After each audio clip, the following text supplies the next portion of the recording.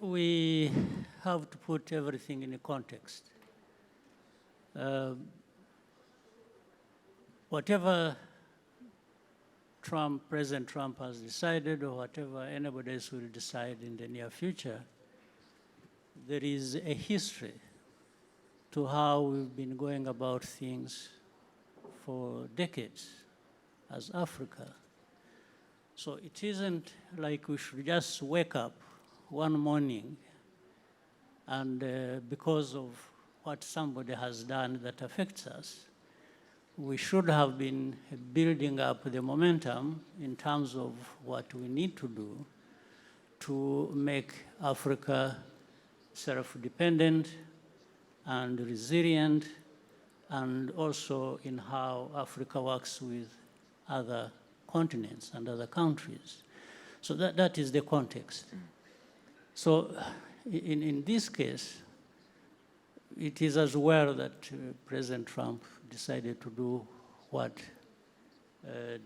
he did, if that was only to add to many other reminders or things that should wake us up to, as Africa, be able to do what we ought to do. And there are many opportunities. We always talk about potential of our continent, but when do we realize really what this potential is all about in reality? I think that has always been the question. And that comes back to us as a continent, as a people of this continent, to take the bull by its horns and deal with the problem. So we can't keep depending on what others are saying or doing about us.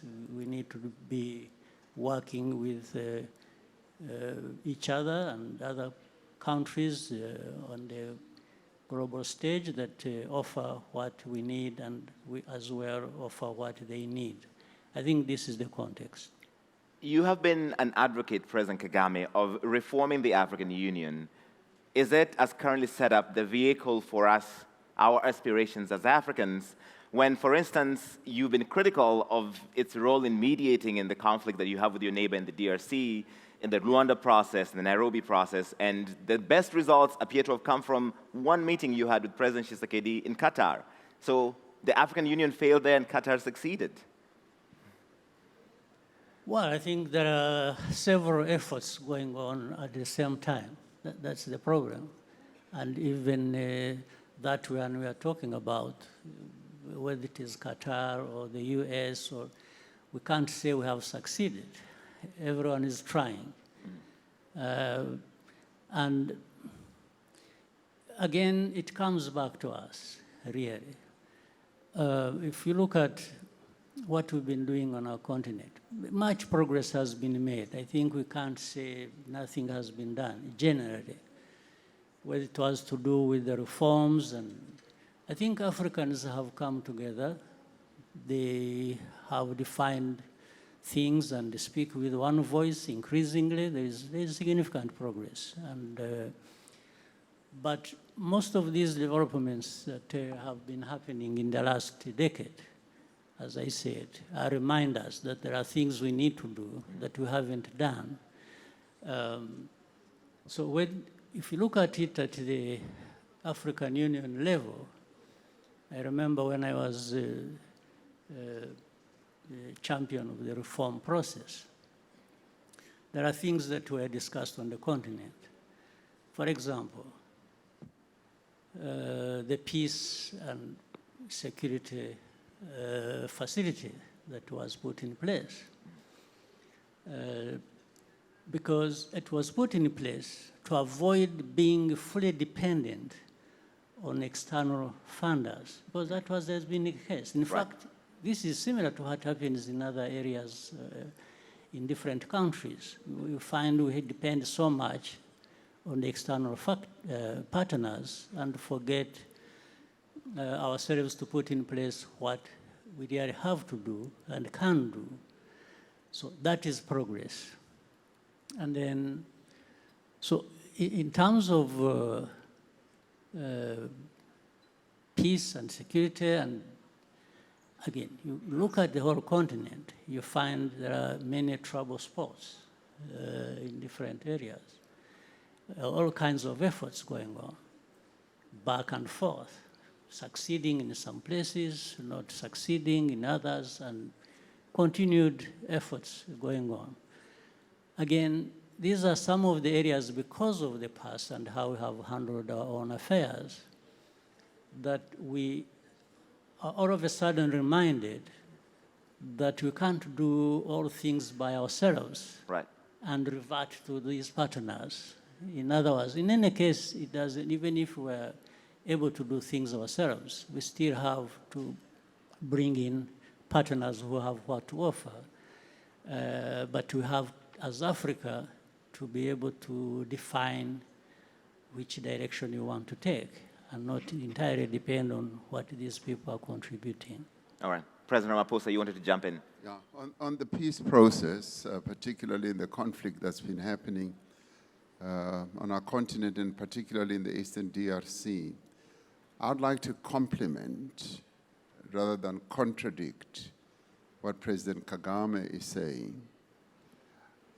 The processes that have been happening on the continent, either the Nairobi process, or the Rwanda process, or the AU process, have been very, very essential in building a foundation of peacemaking and also confidence building, up to and including agreements that have been reached for a ceasefire between the belligerents, up to and including the withdrawal of, say, the SADC forces as they are withdrawing now.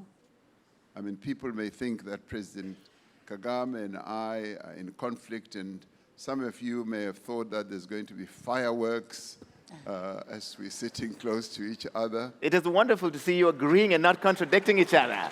You're all thinking it. So all these efforts have been building a very strong and firm foundation. And of course, because our countries on the continent are not islands, we don't live alone in this God-given world or planet. We have to interface and interact with others. So whatever contribution others can make who are extra-African is important. But in the end, we must also remember the principle that we have adopted as Africa, that African problems or African solutions for African problems. In the end, and President Kagame knows this, whatever discussions are happening, in the end has to be endorsed, signed off, and owned and appropriated by us as Africans, because this is our continent. We are in charge of the future of this continent, and we must build peace ourselves because we live on this continent, and therefore we have a deep responsibility to ensure that peace does indeed prevail. And what they are doing with Qatar, US, or whoever, is part of the peace-building process, but it is inherently African. And we must thank and applaud those who are assisting because they are our partners, but we are the owners of the whole process ourselves as Africans.